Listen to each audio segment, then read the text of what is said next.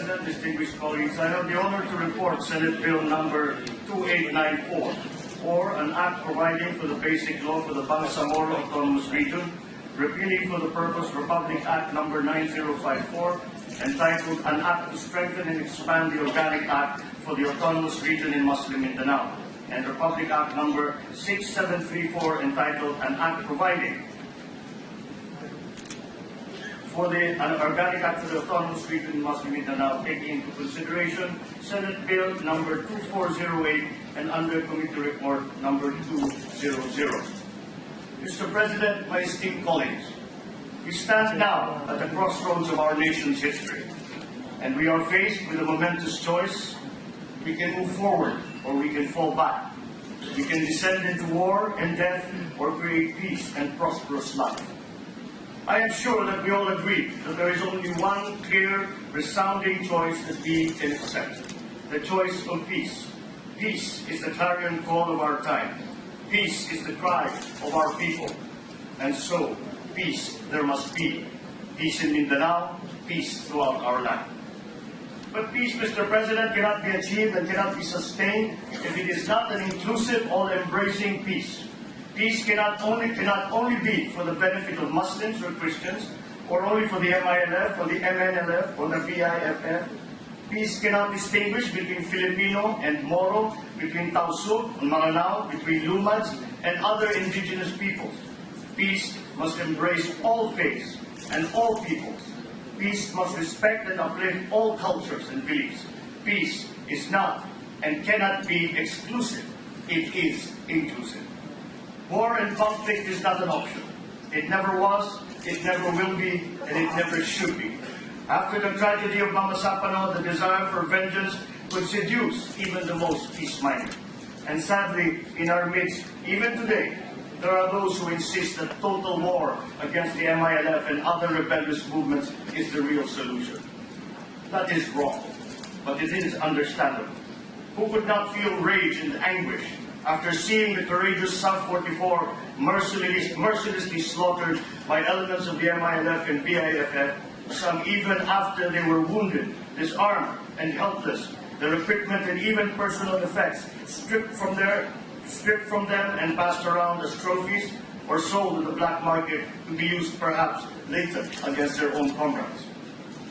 That we have not responded with violent revenge is a blessing that we owe to the widows and families of our fallen South 44, who have displayed courage and a burning desire for peace every bit the equal of their slain loved ones.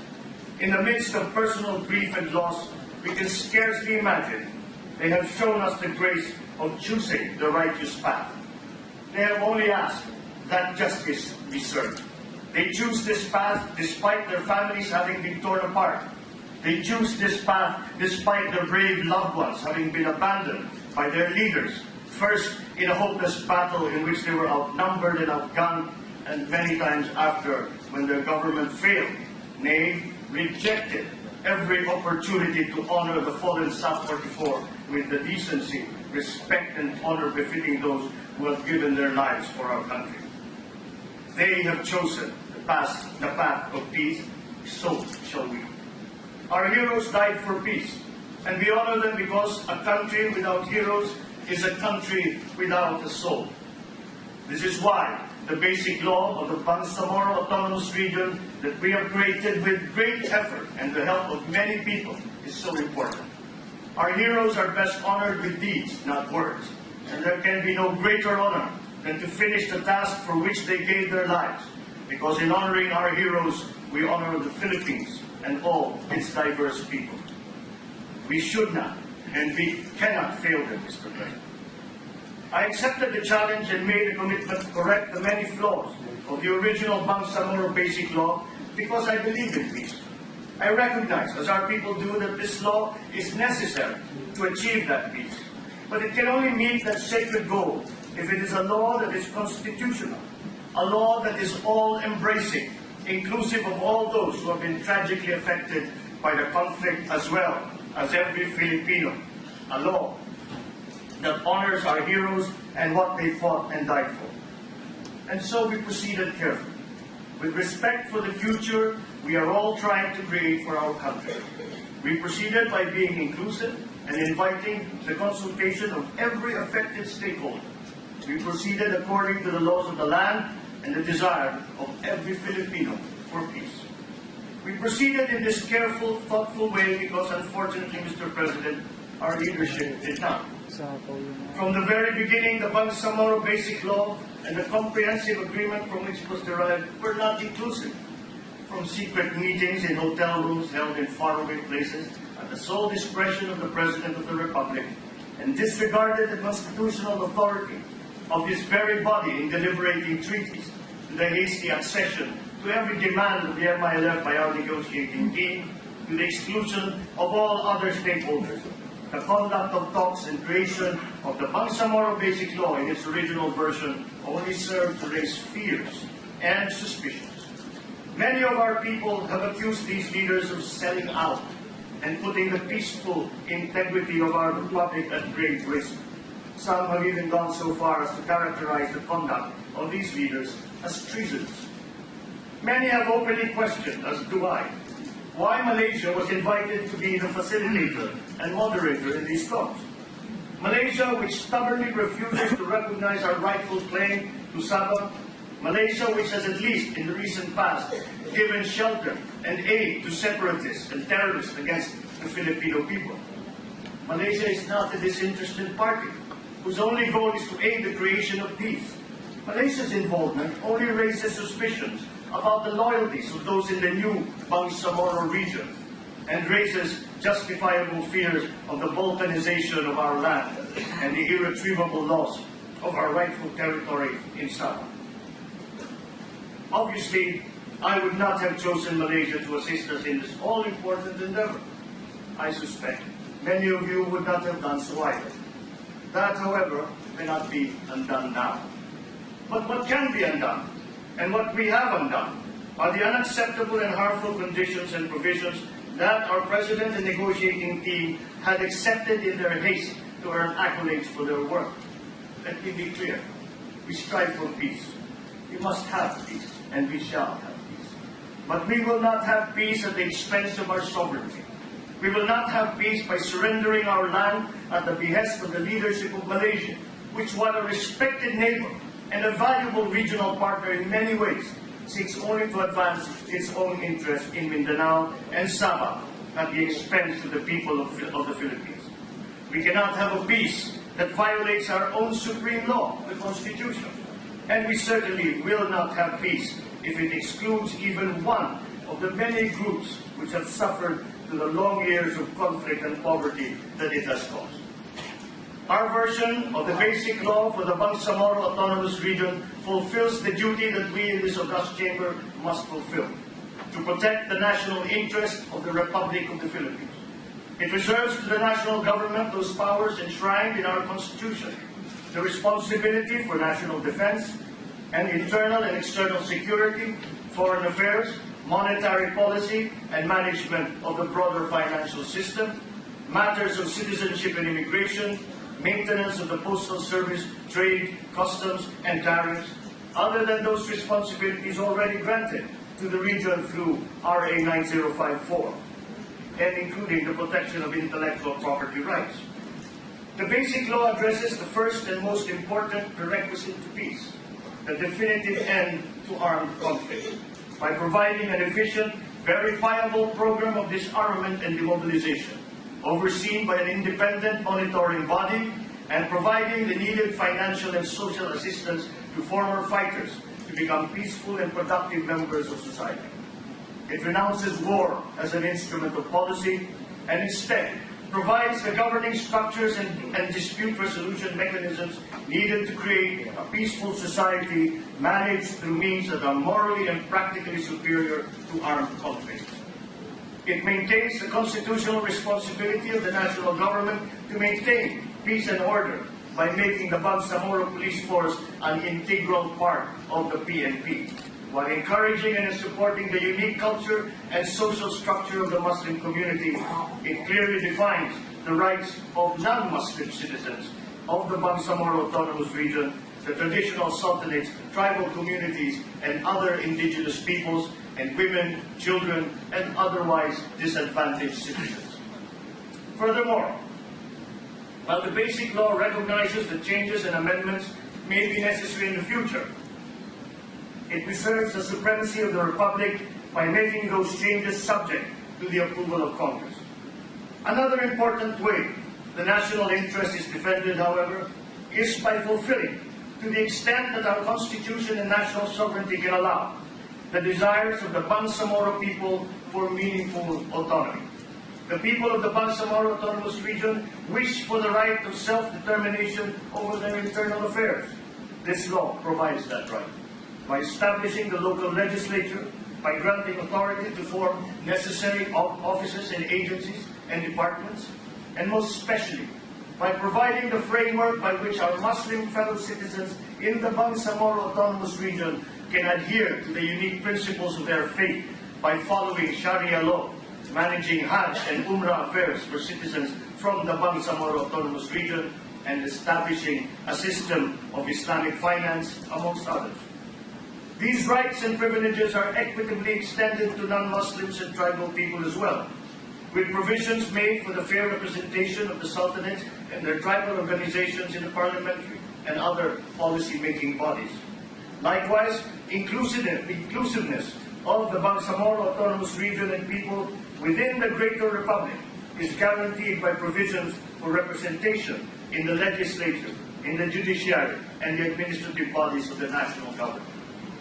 The Basic Law also provides a framework by which the rich natural resources of the region, which should and will primarily benefit its people, but rightly belong to all Filipinos, can be equitably shared. A fair share of national revenues, as the Constitution dictates, must be provided to local governments. It is also provided for to ensure that the Bangsamoro Autonomous Region is financially sound and able to provide adequately for all of its people. Key areas in which the region has chronically suffered from a lack of progress, for example, power generation and distribution, have been given special attention, with more flexibility granted to the local government to develop and regulate the regional infrastructure within the bounds of national laws and complementary local laws regarding environmental management, industrial safety, and standards and investment. These are the basic principles that were the guide to the writing of the substitute bill. Number one, the primacy of our Constitution, which every citizen is mandated to obey and defend, compels us to strike down any provision that is clearly in conflict with its letter and spirit based on our preliminary determination. Two, the autonomy of the constituent local government units of the Bangsamoro Autonomous Region, as defined in the Local Government Code of 1991 as amended, should not be diminished. This is aligned with our national policy of decentralization. Number three, the principle of checks and balances in all aspects of governance should be strengthened, because this is the main reason why the autonomous region in many ways has deemed to be a failure. Number four, while we recognize that substantial funds need to be pumped into the Bangsamoro Autonomous Region for rehabilitation and development purposes, we should not overlook the fact that other regions and LGUs are equally in need of the same funding requirements. Hence, we risk an unequal distribution or allocation which could potentially sow the seed of discontent rather than unity amongst our country. Thus, while we enhance the revenue power of the Bangsamoro Autonomous Region, as well as financial grants from the national government, additional funding for development purposes should be better left with Congress through the yearly budgeting process. Number five, the bravery and heroism of our South 44 have taught us many lessons. Among them is that peace and order in the autonomous region should remain to be the primary responsibility of the national government through our structured Philippine National Police. The Bangsamoro Number six, the Bangsamoro Autonomous Region is a multi-ethnic and multicultural region. Thus, the basic law must be inclusive by ensuring that all groups are represented in all aspects of governance. Number 7, the history of armed struggle of a number of our Muslim brothers with the latest formation of the Bangsamoro Islamic Freedom Fighters, a breakaway group of the Moro Islamic Liberation Front, reveals that the struggle to establish a separate and independent state in that portion of our country remains a concern. It should therefore be clear that the proposed basic law will never be a vehicle for the establishment of an independent state. And number 8, we go back to the fundamental premise that the organic law is about the continuing quest for the elusive peace in Muslim Mindanao. But peace cannot be achieved without an effective normalization process. This representation fully adheres to the view that peace and development are as much primary objectives of the basic law as the enhanced autonomy for Muslim Mindanao that we are now granting to our brothers and sisters in the autonomous region. And in order to elevate these objectives as paramount societal ideas and safeguards their immediate attainment, this committee has found the need to incorporate explicit provisions in the substitute bill, otherwise lacking in the original draft. Adoption by incorporation in the law is to imbue them decisively with the force and character of a legal mandate for the Bangsamoro regional government to accomplish in partnership with the national government. This policy of normalization is hereby emphasized in the substitute bill as both a corollary and integral obligation alongside this grant of enhanced autonomy to the erstwhile ARMM. It shall necessarily embrace the United Nations principles of DDR, or disarmament, demobilization, and reintegration, so as to attune and peg the milestones of the normalization efforts to internationally acceptable standards of peacekeeping and post-conflict recovery, which have been developed by the UN through the years of effective remedial intervention in conflict all around the world. Decommissioning of forces, as we call it in the substitute bill, both of combatants and civilians, shall be an integral component of our normalization policy, and as a crucial first step to disarm, literally and figuratively, a portion of our people so used or so steeped in a culture of arms-bearing, fighting, and killing. This is a time to restore mutual trust and confidence, otherwise lost or besmirched because of unwanted incidents in the past, but which we have all vowed to not allow us to relapse. This is a time, it is a chance to start over again. Hence, this is a time for our brothers and sisters to lay down our arms and replace them with plows, tools of trade, books, computers, and other wholesome and more potent materials of creation and not of destruction, and other building blocks of social development and progress. Mr. President, distinguished colleagues, autonomy is a continuous process. Definition 2. Our definition 2 of autonomy to our local government units under our Local Government Code of 1991 is continually evolving. Our proposed definition of autonomy of the autonomous region of Muslim Mindanao will certainly be revisited and again be redefined in the future, not on the strength of armed struggle, but in the pursuit of good governance for our people. We strive for peace, and I believe this improved version of the basic law for the Bangsamoro Autonomous Region provides the conditions by which peace can finally be achieved. It does so not just by delineating national and regional authority and providing effective mechanisms by which the region can be quickly demilitarized, but by focusing with great care on the root causes of the conflict, which has persisted for far too long and has brought nothing but misery and poverty to the people in this rich, underappreciated part of Mindanao. For too long, Mindanao has been somewhat dubiously referred to as the land of promise. Aspirants to national offices recognizing that in order to win elections at a national scale, they must win in Mindanao. They have promised the sun, the moon, and the stars to its people. Sometimes those promises are accompanied by short-term largesse, doles of food, minor development projects, medical and social assistance. But these little benefits have never benefited all Mindanaoans equitably, and they do not last. When the votes are counted and the campaign banners come down, the region is forgotten again.